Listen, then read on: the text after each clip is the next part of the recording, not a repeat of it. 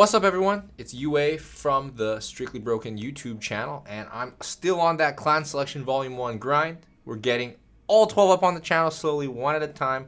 It's hard for me to do these. It really is, because I got to test every single deck, right? I actually spent a lot of time testing so I can get probably a closer, more refined list to you guys as early as possible. So it's really important to me that you guys get that. Make sure to like, comment, and subscribe to these videos and the channel, because I work really hard on being able to provide you this kind of content.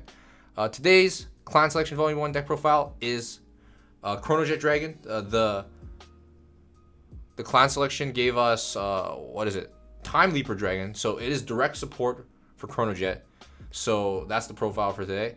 Shoutouts to Charlie Chout, who provided us with the max rarity deck for us to profile. So we can get a little bit of that eye candy for you guys. Unfortunately, however, he doesn't have 4 ASRs, so we played the SP Chronojet Dragon. It's okay, we'll forgive him. It's hard to get 4 ASRs at the moment. But, you know, all things considered, there's really not much to explain about this card that you guys already don't know, because this is your boss monster. This is what makes you do that fake striding stuff in standard, and it gets you 2 force markers a turn, which is really nice. Yeah, there's really not much to explain. Let's just get straight into the strides, quote unquote. You got 3 next stage and 2 Time Leaper Dragon, the new one from Clan Selection. So it's great that we get this, because before this we had to play 1 copy of like the vanilla grade 4, which you don't have to anymore. You can play this one because, you know, next stage unfortunately does not work when you go first and your opponent's on grade 2, you're on grade 3. It just doesn't do anything. So the fact that you can go into something now that has an actual ability when going first is awesome. You can put more pressure on your opponent, and you can just, you know, going first, Dex and Standard, V Premium tend to win the game going first. And now you can steal that deal with this card. Before this deck, when it went first, it didn't really feel like a going first kind of deck, and you didn't have that many strong plays, and now you do. There's a combo with this card that I'll explain when the necessary cards are shown. And yeah, so for this card, I would love to play 1 as well. I'm that kind of player that for cards that I'll only use once in the game, especially if I can tutor them, like how Chronojet can tutor this, I would like to play 1. Unfortunately, when you draw into this from your mulligans, it's really hard for you to then make that stride into this on the Chronojet turn. Like, it's hard for you to put back into the deck. So 2 makes sense, because you can also use this card in your hand as stride fodder for the Chronojet. So it's actually fine-ish to play 2. I would still like to play 1, but 2 makes a lot of sense. These cards are never actually totally dead in your hand. Keep in mind as well, like, next stage and stuff ditches for card effects, and if you don't have one of those great cards that you want to ditch with next stage, you can always just ditch something like this. So it's never too bad. Anyways, that's the Chronojet package. Let's put these up here. And then I play 1 more grade 3. I play 1 copy of Charlie calls this Piano Man, but it's Colossus. This card is actually insane. So when you use the card effect, you have to bind a card from hand. So you do take that neg, but it's only for kill turn plays. Basically, it forces your opponent to guard with 2 cards per battle, and they're guarding from hand. Super good with, I'm going to put it here, and it's super good with Naboo, right? Naboo makes it so that your opponent has to guard with triggers on the Naboo swing, and then if you combine that with the Piano Man, you literally force your opponent to give you 2 triggers off a Naboo swing if they want to guard it. If they're at 5 and stuff, that's pulling 30k shield from their hand off for a 20k column, for example, and that's actually really good.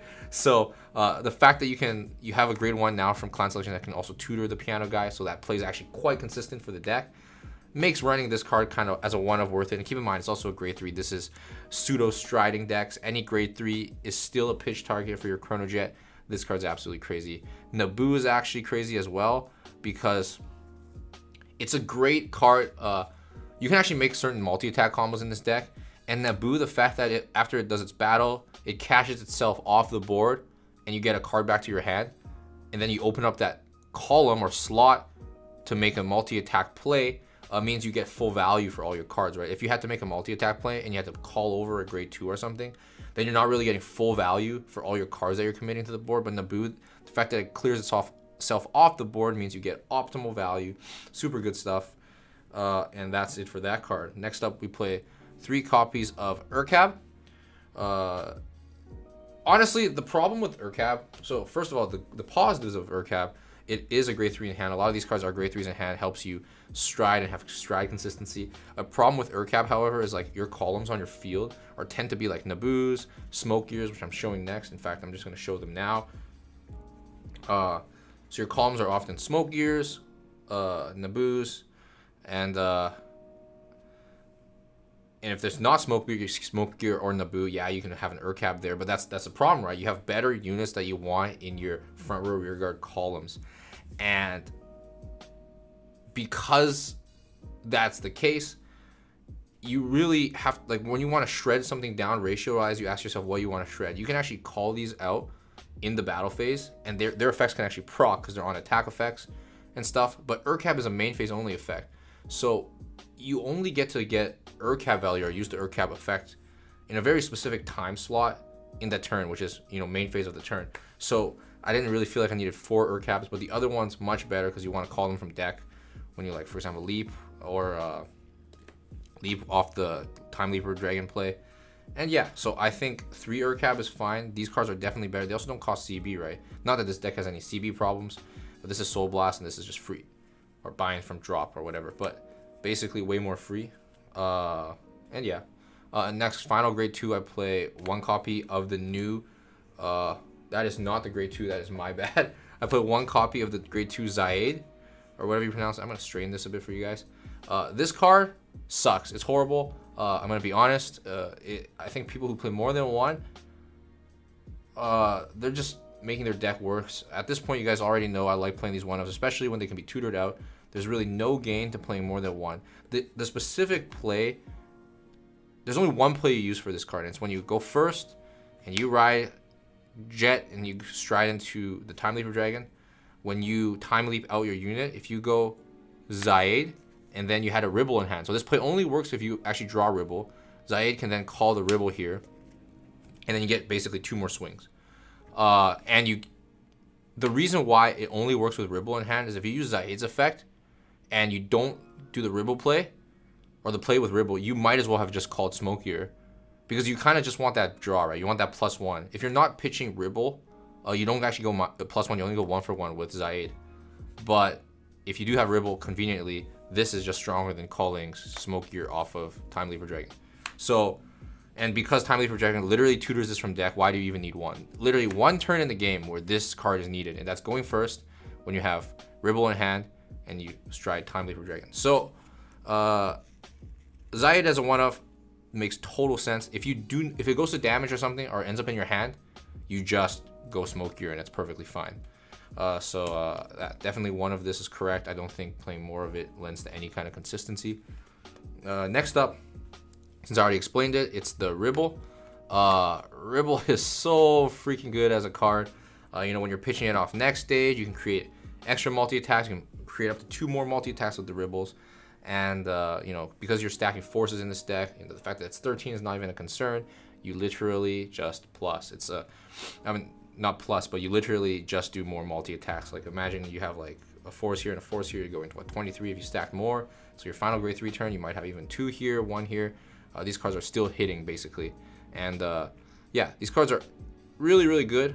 It refunds the next stage dish cost, and it's just it's exactly what the deck needed, and it helps everything become more consistent. And yeah, again, Zaid play exists. Yeah, that's it for that card. Next up, another pitch card that can get you a plus. It's this Doge. So it's your grade 1 Vanguard ride. If you get it, you're popping off. That's why you play 4 of it mainly, right? The fact that, if you ride this grade 1, you get a free card is so nuts. And then you don't use that much counterblast in this deck. You're using it, it's just this, and your Chronojet, right? So you can tend to, when you pitch this off next stage, you can probably just get it back, counterblast 1, draw a card, and get it for next turn as a booster. Pretty good card. Definitely not a Ribble because it doesn't multi-attack, but it's still a very, very solid card and an absolute monster when you ride it, right? Getting a free card for doing nothing is pretty solid in this deck. Final grade 1, I play 3 copies of this new, I don't even know what it's called. It's another Doge. So basically, a grade 3 searcher. Helps you get Chronojet consistently. And most important, helps you get Colossus, right? the fact that like you're never you'll always be, as long as you draw this, you'll always be able to get Colossus in the game, and that's really important because Colossus, like, you always want to slap it down on your finishing turn because it makes your Naboo's into a strong finisher or a card that clears cards out of their hand and everything. Finally, it also counts as a grade 3 for your striding. The reason I don't play 4 is I had to make a cut, right? I wanted to play 12 grade 2s, and the reason for that is I just wanted as many grade 2s as possible, because when you're making mulligan decisions, right, you always, when you see a smoke gear in your opening hand, you're going to keep it. This card is absolutely insane. Soul Blast 1 draw card is 2 free. So you always want to keep smoke gear when you open it. But, like, let's say you send off the rest of your hand. You want to draw a second grade 2 so that you don't have to ride smoke gear, because you're not going to be able to use smoke gear if you ride it. So, yeah, you're keeping smoke gear in your opening hands when you mulligan. But you want to also draw a second grade 2 so that you can use your smoke gear on your stride turns.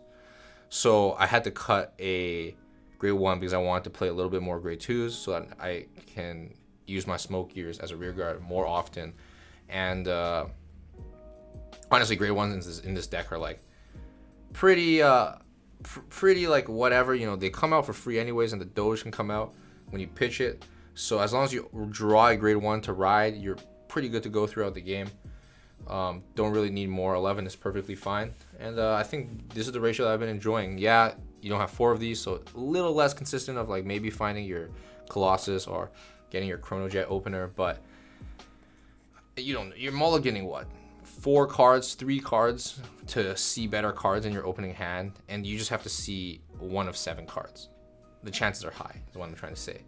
Anyways, that's the units, normal units. Onto triggers, I have, you already know, 8 crit, 4 heal, 4 PG. At this point, this should just be, you guys should all know that this is my standard trigger lineup for most decks. I don't really fuck with the spicy draws and stuff. I just want to crit people because that's how you win games, right?